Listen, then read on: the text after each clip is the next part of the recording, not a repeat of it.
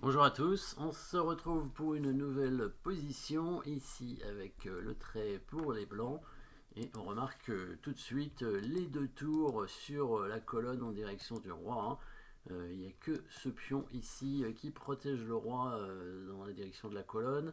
La dame qui est pas loin de venir attaquer aussi le roi et même les deux fous qui sont pas trop mal placés, hein. Le fou H3 qui attaque ici, le fou G5 qui bloque un petit peu les tours et c'est probablement lui qui va bouger pour libérer un peu cette colonne. La contre-attaque des noirs pourrait se situer sur le pion C2, mais c'est protégé hein, par la dame et la tour, donc pour l'instant rien de spécial, donc égalité matérielle quand même.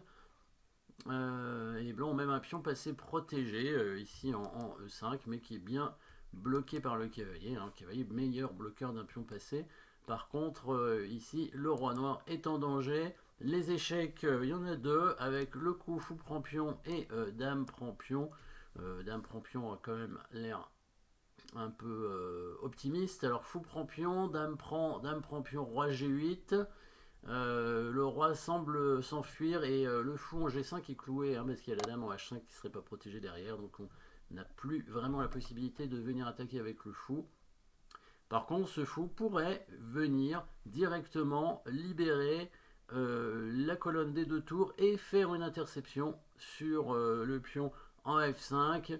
Et parce qu'il n'y a pas vraiment de menace autre que l'attaque éventuellement de la dame. Hein, ici, hein, on peut pas, il n'y a pas de menace de mat. Par contre, si on met le fou en F6, on menacerait de gagner la dame. Alors, c'est vrai qu'on donnerait quand même les deux tours, mais on menacerait surtout la prise du pion en F5 sur échec avec une attaque qui continue derrière.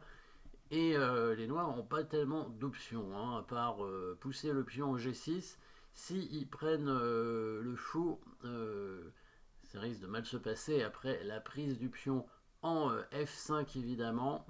Donc ici, s'ils prennent le fou pardon, avec le pion, on prendrait évidemment le pion sur échec. S'il vient en H6, il y aurait directement le coup tour G6 avec une attaque à la découverte derrière. Donc il serait obligé de venir en H8 certainement avec son roi. Et là, on peut imaginer des bons coups pour les blancs.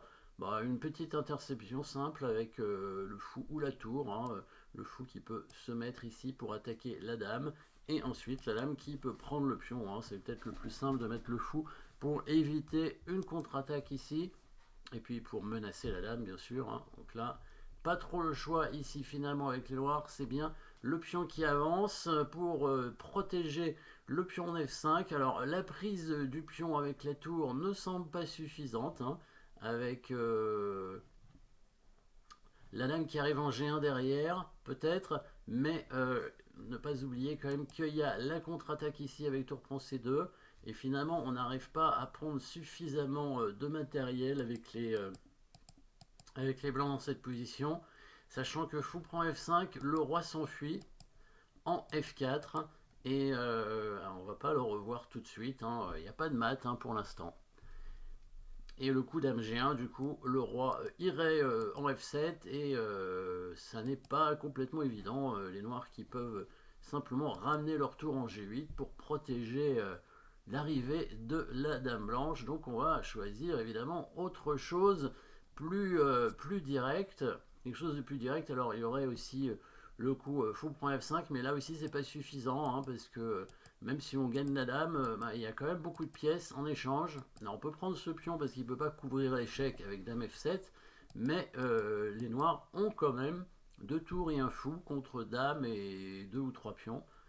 Donc encore une bonne attaque pour les blancs, hein, possible, mais ça n'est pas si clair.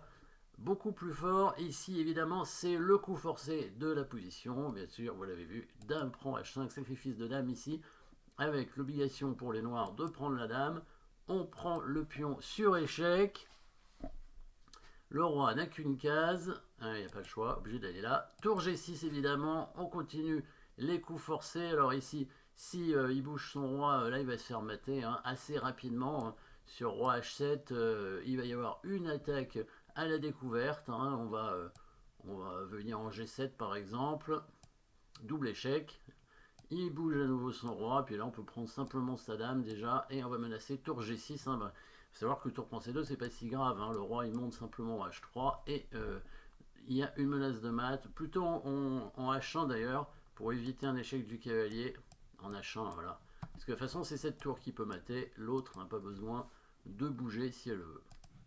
Tour G6, donc dans la partie, il prend G6, hein, normal. Les noirs qui ont quand même une tour d'avance, donc les blancs ont intérêt à trouver un bon coup, évidemment. Échec, double échec, bien sûr. Le roi ne peut pas revenir en H6 sinon c'est mat en H7, donc il vient en G7. Voilà, maintenant, comment on va faire pour terminer cette partie? Est-ce qu'on a un mat? Alors, si on fait tour H7, il va venir en G8, tour H8, il va venir en F7.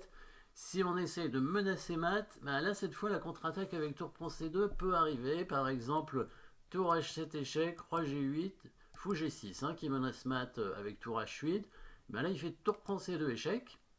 Alors, on ne va pas descendre avec le roi, sinon il fait tour C1, il ramène la deuxième tour. On ne va pas monter en H3 parce qu'il y a une fourchette ici. Et si on vient en G3, et là, il y a une petite pointe pour les noirs que vous avez trouvé évidemment. C'est l'attraction avec la tour en G2 qui permet de récupérer le fou de case blanche. Et bah là, c'est pas clair après, hein, parce que on doit prendre la tour, il va prendre le pion, bouge le roi, il prend le fou. Et là, on n'a plus l'échec en H8. Et bon, on va être obligé de récupérer le cavalier et la partie continue, hein. Ça n'est pas évident, il y a même c'est du fou de couleur opposée, donc non, il n'y a plus d'avantage probablement pour les blancs. Donc attention, attention, hein. Ici, pas de menace de mat pour l'instant, mais des coups simples qui vont nous permettre de gagner du matériel en fait. Il va rentrer dans une finale où il va récupérer sa tour finalement. Voilà, il va simplement bouger la tour, hein, sur la colonne, n'importe où, hein, a priori. Autant la mettre en G2 pour éviter l'échec ici, on ne sait jamais. Voilà, le roi noir n'a pas de case. Le seul coup pour les noirs, c'est cavalier G7, hein, seul coup légal. Là, les blancs prennent tout simplement la tour. Donc déjà, ils vont récupérer leur matériel. La tour doit prendre le fou. Et là, on récupère le cavalier avec la tour pour avoir une attaque à la découverte imparable. Le roi ne peut pas bouger.